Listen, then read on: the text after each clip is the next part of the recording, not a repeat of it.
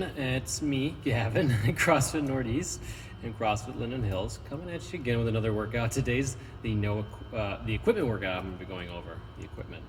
Before I say that, just as you may have seen or heard, if you're a member, active member with us, or you put your membership on hold during this time, we have gotten notice that we can start doing outdoor workouts near our gym, outside our gym, with 10 people or less. So we are doing a 9 cap on all of our classes. Pretty similar schedule. You got an email sent to you to the email that we have on file for if you're an active member. And just read through that. There's SOPs for you as a member and what the coaches will be doing. And also there's a schedule and a link to download the app to check in and sign in on the classes you'll be coming to. Not something we've done in the past, but now with the cap of 9 people, we have to start having everyone pre-register for the classes so we know how many people are coming, who it is, and to make sure that those that do sign up get to do a class. So very exciting. Check out that email. If you don't have that email, reach out to your one-on-one coach online or message myself or Logan, and we'll get that set up for you. Today's workout, though, is a 12-minute clock. Yet again, we're going to be setting a time frame for you. 12 minutes of strict press. Dumbbell, kettlebell, barbell, I don't really care what you use, as long as you use something to press from here to overhead, right? The dumbbell, one-handed, of course, and kettlebell. So if you have a kettlebell or dumbbell, go ahead and do one-handed. Drive it overhead, lock it out of the top, come back down. Drive it overhead, lock it out, come back down.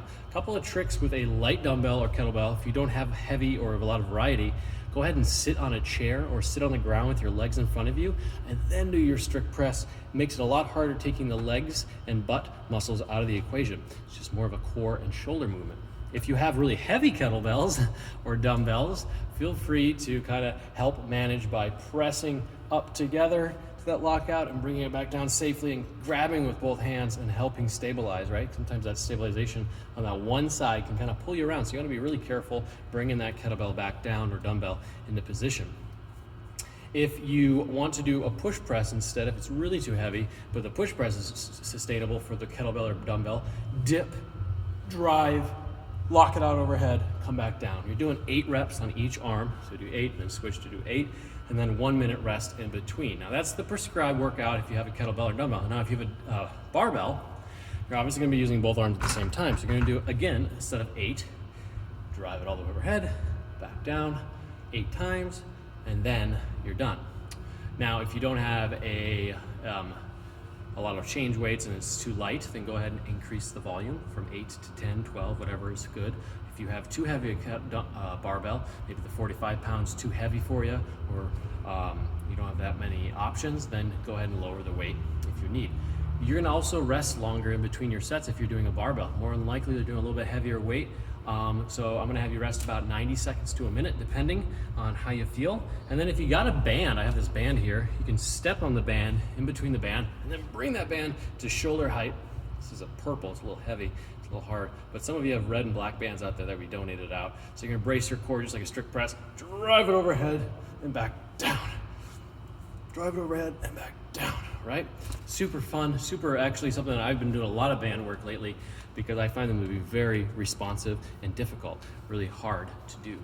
That's the strength portion, lots of options. Let us know if you have any questions. The workout is 18 minutes, AMRAP, as many rounds and reps as possible. 10 kettlebell or dumbbell snatches on each side. Kettlebell's prescribed weight for RX. If you want to have a dumbbell, and that's 50 pounds or 35 pounds, that's totally cool by me. The kettlebell snatch can be squat if you want, can be power if you want, could be muscle if you want. I don't care about what kind of snatch it is, just get it from the ground to overhead, okay? Let's not do hang today. If you're watching this video, let's try to do it from the ground. So what that looks like, you set that kettlebell or dumbbell on the ground, right in front of you. Gonna grab it, drive with the legs, lock it out overhead, come back down, drive with the legs, lock it out overhead, back down. All right, I'm gonna do it all on one side. So the kettlebell snatch, super powerful movement, super dynamic. I wanna make sure that we're locking it out though. If you can't do overhead positions or anything like that, feel free to do a clean to the front rack position versus overhead. Scale the weight if you can. 10 kettlebell snatches. Then you're gonna go ahead and do 10 kettlebell overhead walking lunges.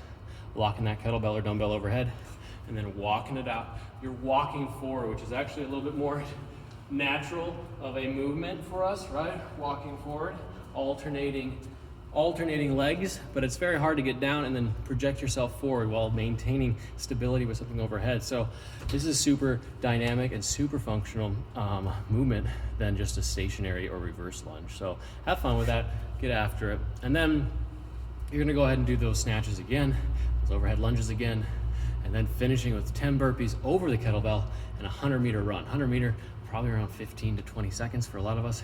Go ahead and measure it out. Otherwise, just go and sprint for about 15 to 20 seconds if you don't care about the RX or anything like that. Kind of burpee over the kettlebell, 10 of them. You're gonna just put the kettlebell down where you left it, or dumbbell or whatever. Burpee. Jump over, burpee on the other side. Kind of fun. You can step over, step back on your burpees. You don't have to go all the way down. You can do a plank burpee where you don't touch the ground with your belly if your back's kind of feeling it. Go ahead and modify that movement, okay? And again, 100-meter run. Could be a jog, could be a walk, could be a sprint, could be a run, whatever you want. If you don't want to do a 100-meter run, grab your jump rope and do, 30 seconds of jump rope. That's also an awesome option. The key here is alternate hands every round and use the same hand for the snatch and walking lunges. So every other round you're going to change arms. So start with your dominant arm so you get a taste of the volume and the movements with that one arm, and then do it with the other arm the next round. So should be super fun. I think this will be tough. 18 minutes with overhead movements like this, you don't want to rush it. You want to just try to stay as consistent as possible. Do not go like a bat out of hell in the first round. Get a taste of it, again, with the dominant arm first, and then just kind of get through it, right? Coming off those burpees and runs, you're going to be hitting that second set of snatch, or that third set of snatches, 10 snatches on the opposite arm. It's going to be a little bit tanking in the cardiovascular system, so go ahead and take a little break before picking up that weight for the first time. Brace the core. It's 18 minutes. It's not a short one. It's a long one. So just kind of slow and steady wins the race on this one. It's not a sprinter. All right. See y'all later. See you on Monday for our outside workout.